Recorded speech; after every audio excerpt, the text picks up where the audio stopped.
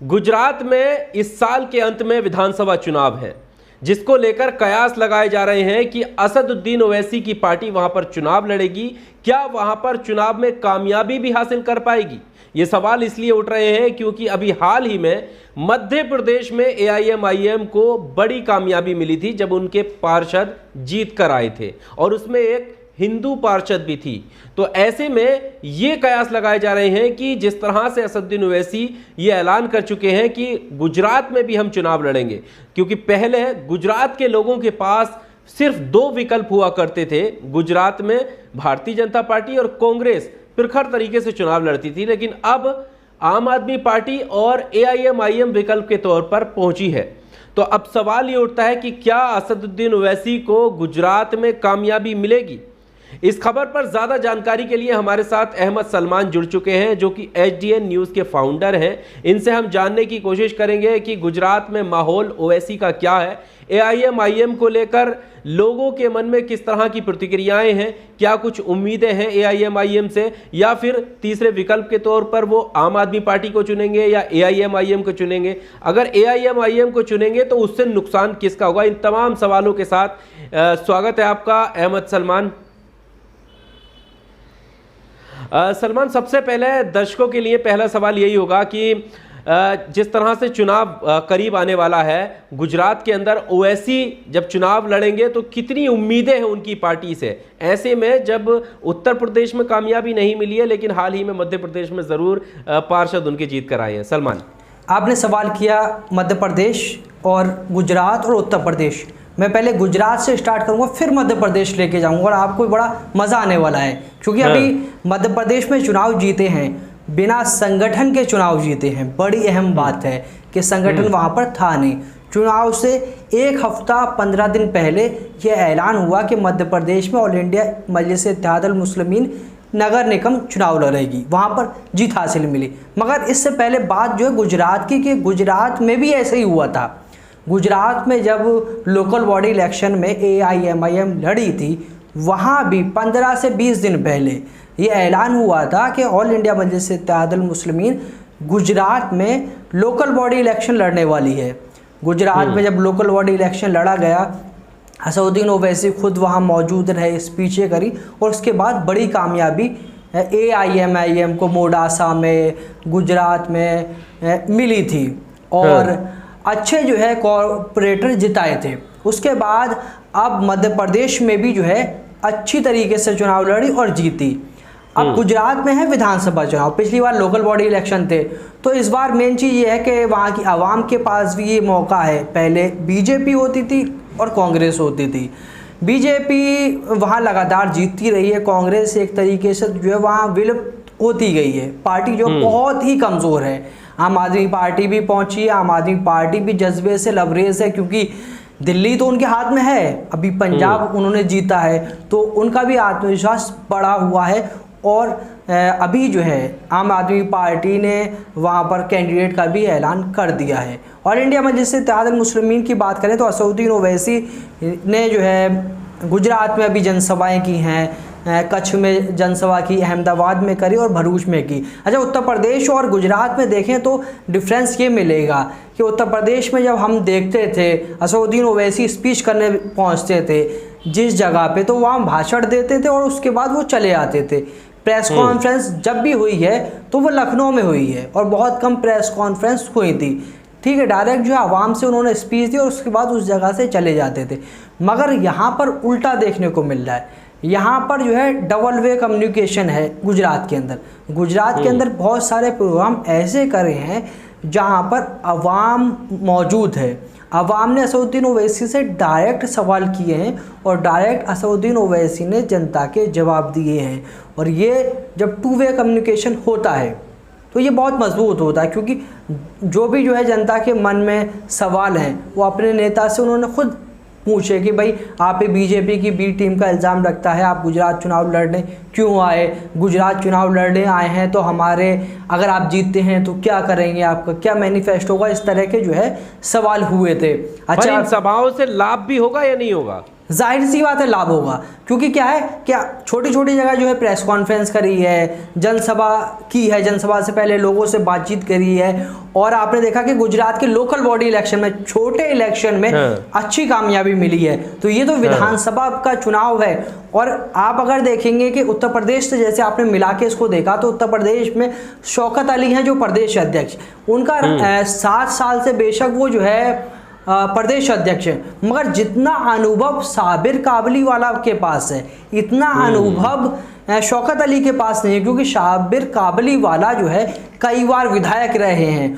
और गुजरात मतलब में ये यहाँ पर मैं सलमान ये जानकारी लेना चाहूँगा, जैसे आपने अध्यक्ष की बात करी, तो नेतृत्व को लेकर भी एक बड़ा सवाल है कि कौन किसकी लीडिंग में वहाँ पर चुनाव लड़ा जाएगा है? जी जाहिर सी बात है, ऐसा होता है ना, जो बड़ा नेता होता है वो आता है, स्पीच देके चला जाता है, ठीक है, और उसका जो है इतना ज़्यादा दखल नहीं होता है छोटे कार्यकर्ता से।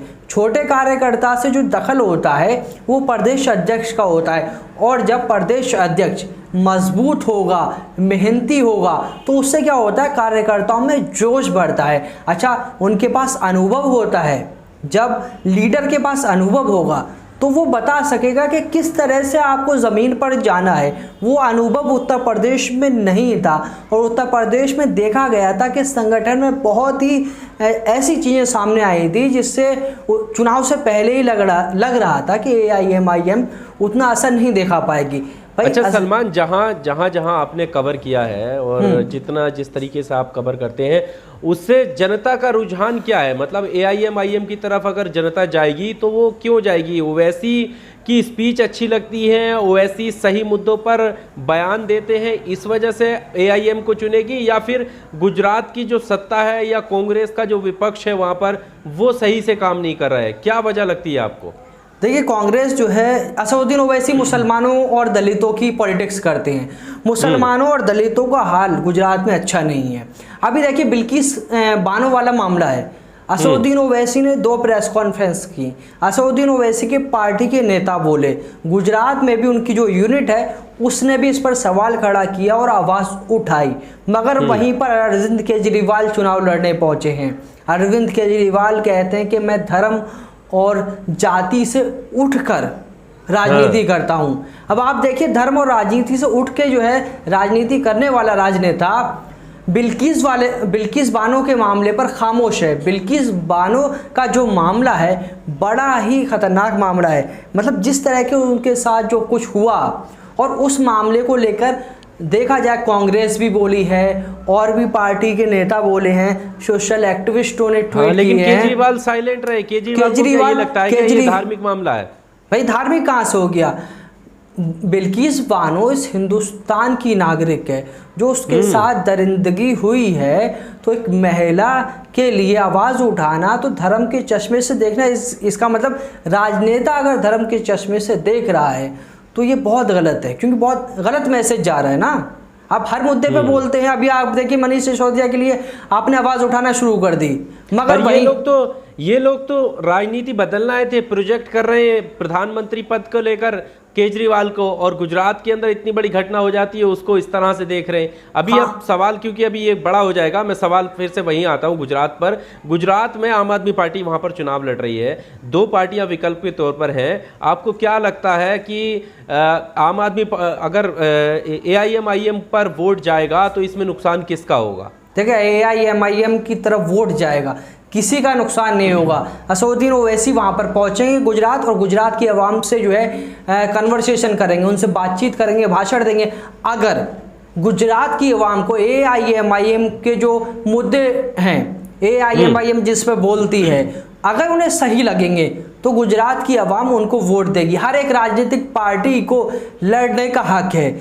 आम आदमी पार्टी गुजरात में पहुंची है, कोई ये नहीं कहेगा कि बी टीम आ गई, ठीक है, कोई नहीं कहेगा। मगर गुजरात के जो कांग्रेस के नेता हैं, जिनके खुद के विधायक संभल नहीं रहे हैं, वहाँ के गुजरात के जो है बड़े बड़े नेता, ठीक है, बीजेपी में चले जा रहे हैं। हार्दिक पटेल बीजेपी में चले गए, और जो पाटिल समाज के बड़े नेता थे, एक नौजवान जिनका नाम भूल रहा हूँ, वो भी जो है कांग्रेस छोड़कर, ठीक है, अल्पेश ठाकुर जिनका नाम है, अल्पेश ठाकुर कांग्रेस छोड़कर बीजेपी की तरफ चले गए। इन्हीं अल्पेश ठाकुर और हार्दिक पटेल के नाम पर जो है चुनाव पिछली बार जो है लड़ा था। और देखा जाए अनदेखी की बात है, मुसलमान की अनदेखी गुजरात में कांग्रेस किस तरह से कर रही है। जो कांग्रेस के सबसे बड़े लीडर माने जाते थे और सोनिया गांधी के बहुत ही करीबी और सहयोगी थे अहमद पटेल की जो है सबसे बड़ा वर्चस्व माना जाता था पार्टी के अंदर। आज अहमद पटेल के इंतकाल के बाद किस तरह से उनको भुला दिया गया है गुजरात में।